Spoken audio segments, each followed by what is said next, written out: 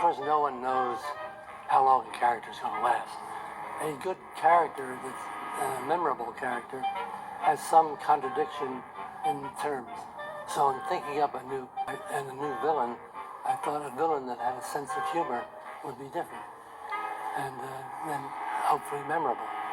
And then one that looked bizarre at the same time visually. Those were the main ingredients in the Joker. But it Is that grave spinning? Probably. I don't know. So, Joker shocking. Joker box office shocker. Folie Deux. $40 million box office opening after receiving D cinema score. Now, I've told you that I liked a lot of moments in it. It did not need to be a sequel. Um, you got somebody. I mean, there are some times where, like, let's say this is like because Lady Gaga, she used her own voice, right? She's not trying to do the Lois Griffin Brooke, like, kind of over the top Jersey accent. Like, what are you doing? Like, she's not trying to do that. Like, Margot Robbie did that. Like, I still feel that Margot Robbie is the definitive live action Harley Quinn, whereas Arlene Sorkin is the definitive, the original Harley Quinn. So yeah, this did not do well. $40 million.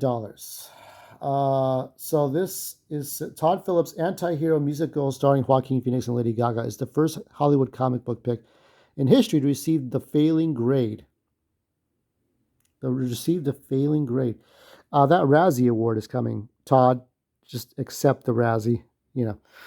So I gave it that B because there were still moments I enjoyed. I still enjoyed the musical segments.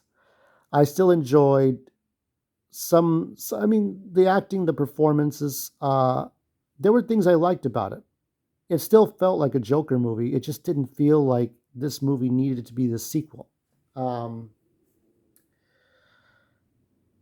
It couldn't be for television because these actors got to get paid and there's different unions, right? But I think as far as what we're dealing with, it just wasn't going to work for the movie audiences. So $40 million, and keep in mind this costs $200 million maximum to make, right? As much as $200 million.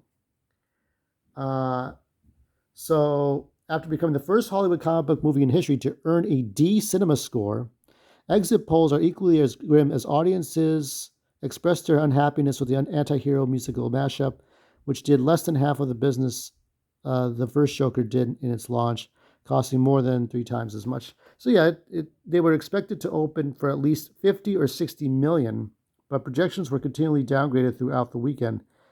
I have to believe that Warner Brothers was expecting this to make half as much back. Half the money, that you got, not breaking even. Just 50 or 60 million, that's still a loss, right? Because it was pacing to earn 70 million. Yeah, it just wasn't that good as far as what we were. Overseas, Joker 2 opened to 81 million, and then expectations were at a 121 million globally. The sequel opened everywhere save for Japan and China. Okay, I don't think it should have a problem with Japan and China. Terrible word of mouth. Hence, rival studios believe the final domestic number.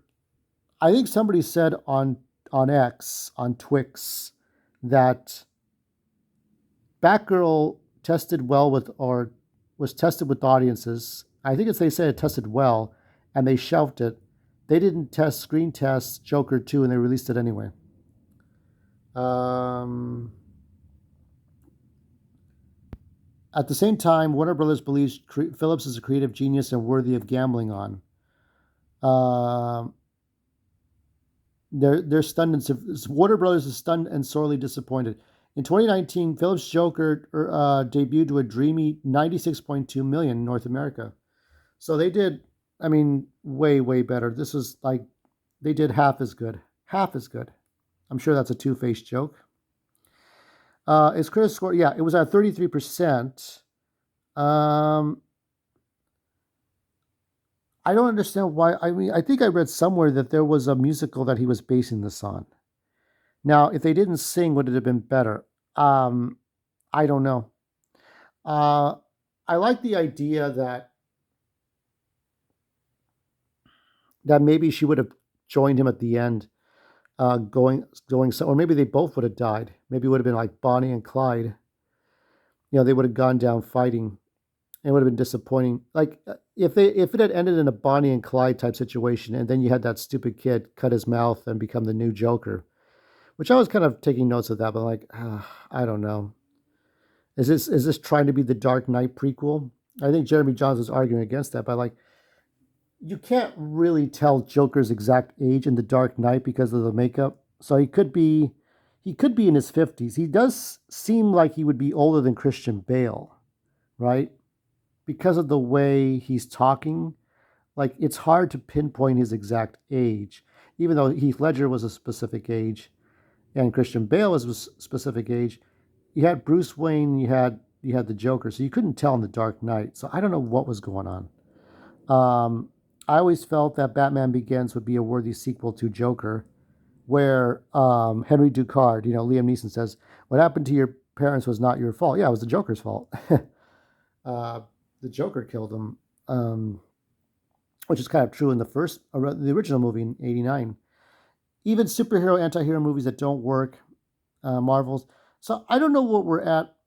I think we're at a point. I think I do plan to see Venom 3, but I think we're reaching the end of superhero movies being relevant. It's all about going back to your old movies, going back to your old comic books. Somebody was criticizing Namor, and I think a lot of commentators criticized the YouTube commentator, the influencer, to say that he's not a real fan; he's just fake outrage. That Namor wasn't the Namor from the comics. Now, I do find the Aztec Mayan aspect of Namor attractive because I like the representation, but I still like the Atlantis connection. And Namor from the MCU still has to be an asshole, be like killing some people because he doesn't give a shit. I don't know if I would have picked that actor for that role, but I don't know. It's getting to the point now where it's like, uh, the Flash open. I think the Flash needed to be made though, but it didn't need to be edited. Flash was done right the first time with Michael Keaton showing up at the end and the one actress for Supergirl. They both needed to be there. So reunites. Much of the film consists of fantasy and musical numbers. The studios. Phillips is well aware that the sequel is unorthodox. Uh, for taking such a bold swing, it is not necessarily the sequel you might expect. The Joker sequel is part of the DC Elseworlds brand. Can still claim winning the weekend and helping power overall revenue. Um, Reported budget. I don't know what that. Hmm. Beetlejuice. There's so much in here. Uh, yeah. Folie do. So yeah, I don't recommend you go watch it in theaters. You can watch it on Max. Watch it as a VOD. Um, I think the close to you when they're talking to each other still sticks in my head when she sings "Why Do Clouds Suddenly Appear." I think that musical. There's a lot of musical numbers that were good, and some of them were symbolic and prophetic of the end of the movie. But the one where she's just singing to him and they're both like sitting on opposite sides of the glass, I think that was probably my favorite of the best of the worst. I think that was fine. Um, should she have been Harley Quinn? No, not really. But I don't know if Margot Robbie, as she said before, would have handled the weight of it. It was a different universe. It's hard to do comic book movies the way we do comic books, the way artists and writers do comic books, because actors have unions. There might be perfect actors for perfect roles. We may have different unions, or AFTRA, or SAG, or non-union, or maybe the non-union actor is the best Joker, but the Batman is a AFTRA actor, right? So you have conflicts here, and you may have actors who can only stay for 3 or 4 movies, so they can't be there in every comic book, quote unquote, comic book issue. And projects end before they begin, right? It's like, oh, we want to see, Avengers Endgame happened, but what about the X-Men and Fantastic Four and Spider-Man could have done more. We could have had Tom Hardy's Venom, and Tom Hardy's done after the third movie. He's not going to meet Spider-Man. It's not going to happen, which is sad.